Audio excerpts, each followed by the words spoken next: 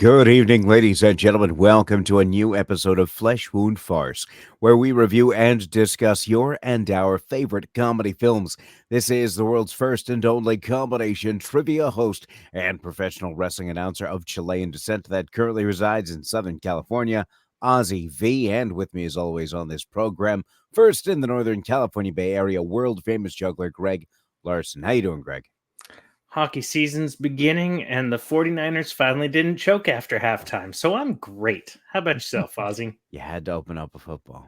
You had to. I didn't say anything about your team. You didn't have to. You didn't have to, and you knew you didn't have to. You didn't. You knew you didn't have to. All you just.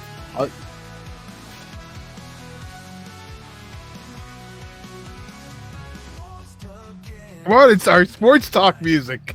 Come on, Ozzy. Sports talk music. Well, I mean, the song says all self lost again today.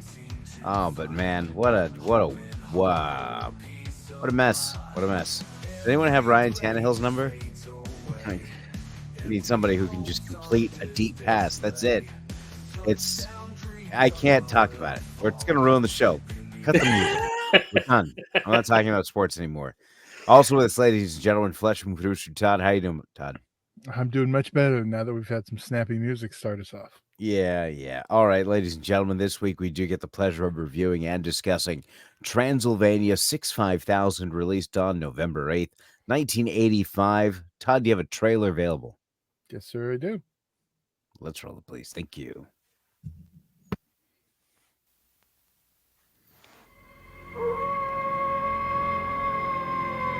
It began as a routine assignment. Transylvania. Where is that? I don't know. It's over there someplace. But beneath the surface Transylvania's cute. It's cute. of this happy land, horror awaits them. I'm investigating Frankenstein. You mean the monster?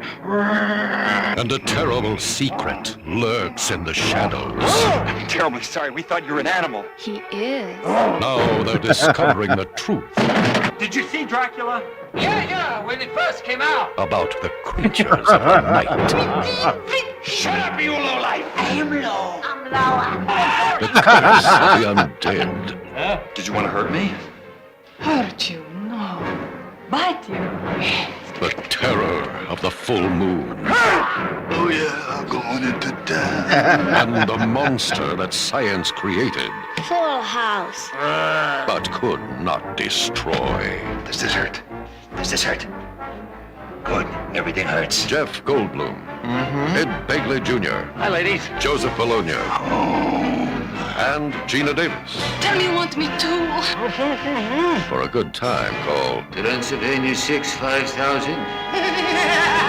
It's good, huh? And that was the trailer for Transylvania 65000, again released on November 8th, 1985, rated PG with a runtime of 93 minutes. Written and directed by Rudy DeLuca, starring Jeff Goldblum, Ed Begley Jr., and as mentioned in the trailer, Joseph Bologna and Gina Davis, but also featuring Carol Kane, David Byer, Donald Gibb, Michael Richards, and even Norman Fell in the beginning there that you saw. It's pleasant to see. Initial thoughts on this. I had always seen Rudy DeLuca ever since a kid. He actually played Vinny from Star Wars alongside Pizza the Hut, rather, and actually has been in a bunch of Mel Brooks movies. I collaborated with Mel Brooks as well. So this is all him. Donald Gibb, might not know the name, but some remember him as Ogre from Revenge of the Nerds. And of course, Michael Richards is Kramer in very early on, almost Kramer-ish antics. But all around, like a strong cast, and it made for a fun time that didn't really feel like it like slowed at any points. It moved along rather quickly. Todd, you had brought this one up, so you have any thoughts here? Yeah, I go back on this one. I would have been like a week shy of turning 9 when this came out. I very well remember wanting to see it. Like, I mean, for a youngster, it was like spooky, but it wasn't like, really scary. I loved Universal Monsters, so, and I kind of, from the trailer, I was all in. So went as a kid, fell in love with it as a kid. As I got older and the jokes got more understandable, even this time watching, they're still. I was like, oh, okay. So it's one of those where like I still watch it every few years, and I still have a good time with it every time. And I almost always discover something new. So, but yeah, Michael Richards, because he was like right. We had this UHF, then Seinfeld hit, so he was like just starting to kind of. I do remember him from Fridays back in the day. That was the competing show to Saturday Night Live, most famous for the Andy Kaufman like breaking character, and Right. with Michael Richards. But yeah, so Gotcha. Greg? Yeah, this is one of those movies like I've seen on the shelves when I used to, go to Blockbuster and all that fun stuff. So, and it always looked interesting. It had good box art, and it was fun. And then later, I'd heard of the film and like it got brought back up, but I'd never watched it. I'm a big Glenn Miller fan, and the Glenn Miller story is a fantastic movie.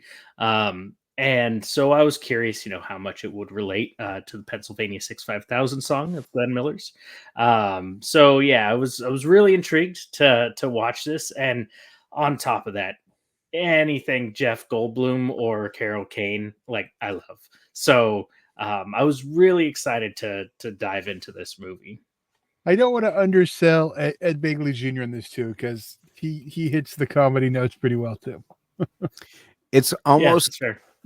it's almost like a similar not exactly, but a very similar dynamic to I kept thinking you had like your Dragnet, you had Joe Friday and his partner, who was more the younger kind of,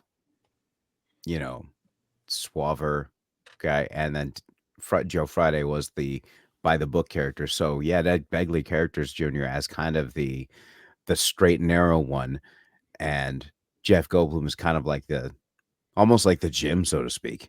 Like they'll like to just tease him, whatever, and get stuff out of it. Like him, I hope I don't take any one of your guys' moments right here, but going in and out of the mental hospital, like fantastic stuff, right?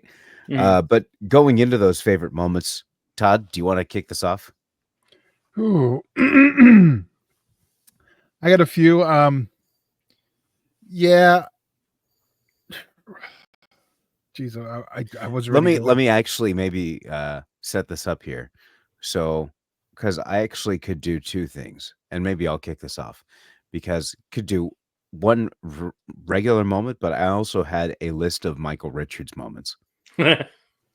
So I'll give a favorite moment, and then I'll give a favorite Michael Richards moment.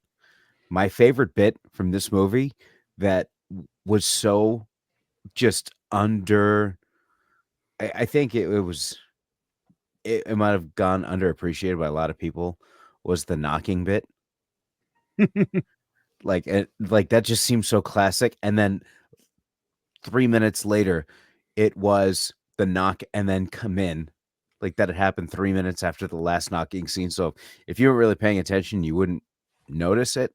But if you were really lasered in on it, like I was cracking up pretty hard after the knocking bit. And in terms of the Michael Richards moment, when he was in the rocking chair in the closet, I asked him what he was doing, and he said meditating. I lost it. I absolutely lost it, because the absolute last thing you would expect to hear. So absolutely fantastic moments there. So Todd, are you good now? You want Greg? Yeah. I because I always have a list and I kind of figure out which is the one I'm going to go with. And I'm going to go with this one for now, because this is the one that like just got me this time.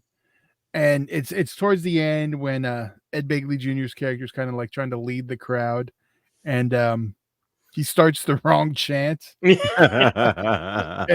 it's so Bugs Bunny, but I don't know. This time it just hit me right, and yeah, that one. For Michael Richards, even as it still makes me laugh. The baby doll bit in the door. It's just so dumb and weird. And Michael Richards of that era. It's like, yeah. So that's my bit. If you're paying attention, it actually looks like he punches the puppet at one point. That's part of the gold of it. Yeah.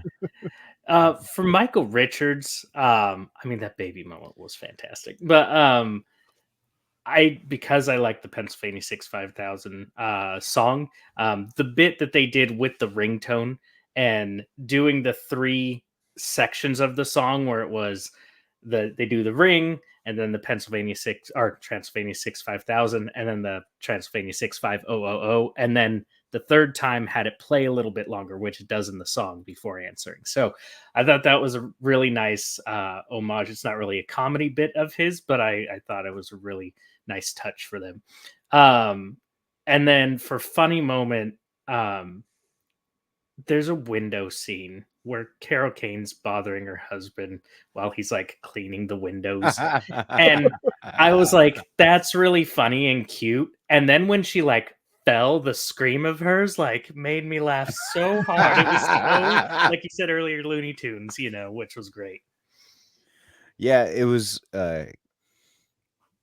so great all around, and then the ending, how everything ties together, was fantastic as well. I can't recommend this enough. Currently, as of October 13th, this is available to stream on Prime. Now, getting into the ratings here, I had an incredible amount of fun with this, more than I thought. When I first heard the title, I was skeptic, but then I saw it was Jeff Goldblum and Ed Begley Jr., and then I got a little bit better. And then when I saw the cast, I was on board, and then it got better. It's almost like I had my hopes up, but I wasn't disappointed. So it is. It Sorry, doesn't. go ahead, Todd. No, I was going to say it doesn't help when you're never quite sure if this movie that I'm saying we need to watch is a good thing or a bad thing. It's true. That never helps. Yeah. But going into it, I did raise the bar quite a bit, and it met it. And it was a 5 for me, and I genuinely want to get this into my Halloween rotation. It's fantastic. Todd. I'm a 5. I love this. It's a childhood favorite. I know it's part nostalgia, but it's a good time, and it always is. So I'm a 5. Man, I'm gonna be a party pooper here. So in all fairness, the day that I had watched this, I was having a rough one. So sometimes when I go into a movie, the state of mind you're in either helps or hurts it. So this is one I'm definitely going to rewatch because when I recall a lot of it, I remember it was a lot of fun. There were some moments where I felt it did kind of like about 3/4 of the way in, I felt it was a little slow. But again, maybe that was just the mindset that I was in. But there were a lot of great jokes, fantastic cast. I'm still going to give it a 4. But this is a 4 with potential of a higher score on a better rewatch. Oh, the one thing we didn't mention, and damn it, Ozzy, you totally just I was just sitting Yes, here. I don't know what Right. you're talking For about. once, yeah, I'm Ozzy's sorry. like not saying something and it's distracting. Yes, Ozzy's lack of noise. I is feel bad. like it feels like the episode of Seinfeld where George meets a girl in the diner, and she says, "Are all your friends as funny as you?" And he says, "Nope, it's all me." And then they try to double date, and George has to tell Jerry, "Could you not be funny?" And he's like, "What do you mean? Oh, what am I funny? Hey, Elaine, is this funny?" And she's just, "Yeah, kinda." And she's like, the greatest I- part. Go ahead. Well, sorry. Before I just forget getting again. sidetracked. Yes. the newspapers at the end. It's we've seen that done in other movies, but Mhm. I don't know. I just have fun with the whole where the characters are and just the dumb little. It was just dumb and fun. Sorry. The I Gina think that, Davis one was especially funny. Yeah. And this is I don't know if you know. This is the movie they met. This is where they fell in love and became a thing. So then obviously they went on to be in The Fly together and all that stuff. But Interesting. But didn't really have a scene together. no, not really. That's what well, because like when I saw Jeff Goldblum and Gina Davis, I was like, "Oh, that's funny." And then they never had a scene together. That's just like even funnier. So, as mentioned, as of October 13th, This is available on Amazon Prime. I did have some audio issues. I don't know about you guys, where the towards like the beginning, the audio and the visual wasn't mapped, and I had to back out and go into it. Sounds like a you thing. Well, I don't know. I don't know what to say. So I actually, before we head out, I actually had you know what, this isn't gonna work. This isn't gonna work. Can I can I let out some fantasy football frustrations? Is that okay? Do we have time for that? I mean, I think we do. You want to put the music back on? I was already clicking it. Okay, we need one. Actually, here's what we need. Because we have the Raiders one. We need a fantasy football one. We need a fantasy football AI song, right? Would you agree? But And both it's like- songs about your team's losing, so why do Shut we change it? No, you're right. You're right. I think it's fair. All right, next Okay, week we'll have something. Don't worry. Okay, all right. Well, let's just say this: that no, I can't even. It's one of these can't even things. You know when they say like I can't even, and it's like, you know, I swear, in any other instance, like they would go off, but as soon as they get on my team, it's like they get a message by carrier pigeon. Hey, you're on Ozzy's team now, so let the coach know. It's frustrating. I need 30 point. I need Breece Hall to outscore Dalton Kincaid by 23. So you know what that means? I need 23 points from Breece Hall plus more than whatever Dalton Kincaid gets. Come What's on! his average? What's his average? Hall's average? Greg, he's on the Jets. You and I both know the answer to that question. Yeah. But yeah. I will say they did fire their head coach last week, so we'll see what happens. Sorry, ladies and gentlemen, we are recording this on October 13th, despite that this will be released on Sorry, I don't have my calendar. 20th. October 21st. So, having said that, I will be hosting trivia this week. You can cut the music back off, Todd. I appreciate it. Man. We'll be hosting trivia this week, Tuesday at the Rush Bar and Grill at 6:30, and Wednesday at the Brewery in Placentia beginning at 7 o'clock. Always free to play in prizes for the top winning teams. Come on out, have some fun. Now, do you guys have anything else before we head out for the evening? Just that if, you know, your season's harder, there's no need for an asterisk. It's just pretty black and white that way. So look on the bright side, Ozzy. I want to punch your bright side in the face. Todd? I'm going to say check out our zombie tournament, Tournament of the Living Dead. That should be all wrapped up, and you can check out every episode now. And check out, we have Halloween content every day. So For check the it month of out. October. For the month of October, yes. And feel free to join us next week as we'll have a new episode. We are going to be reviewing and discussing The Burbs. And following that episode, as always, we do have our Flesh Wound Fist once a month. What? The date Are we might have not- moved. We'll talk about it What do you mean? We're delaying? Are we Well, delaying Flesh Wound Fist? later. Well, there's a specific reason, because it's a 40th anniversary of something. Well, we could do back to back. Maybe. We also I have to do double the work. You know No, how you no, know no, what you how don't. I get No, when you it's- ask me to do more work like that? You don't have to do any more. How is it any extra work? It's just I don't know. Well, you have to talk to me about it. I'm just I know. presuming you like That's never my mistake. decide. You never decide. I'm going to announce what we're doing next week and the week after on a show. Today, Well, you because do. we were clear before, but now you know the Raiders got to lose, and all hell breaks loose. All right, ladies and Next week gentlemen. is the Burbs, though. We got that. Okay, yes. Next week is the Joe Dante flick, The Burbs. Check it out, and we'll see you next week for world famous juggler Greg Larson and Flesh Wound producer Todd. I'm Ozzy V, and we'll see you next week right here on a brand new episode of Flesh Wound Farce.